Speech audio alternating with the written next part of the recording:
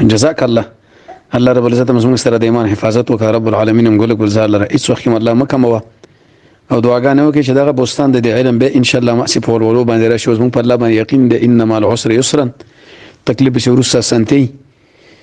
او قران کریم کې الله عزوجل فرمایي چې زموږ مؤمنان په یو حل نه پرېدم د قشان دي کې انسان درجه او چتيږي. حدیث کې راځي او چته مرتبه الله عزوجل بندل ټاکلي فعمل نشي وسولولې د تکالیف پریشانې نه پیرا الله دې موږ نصیب کړي. سوره العمران، سوره احزاب، سوره عنکبوت کې چې کله انسان وګوري دا ټول مسائل پکې دي.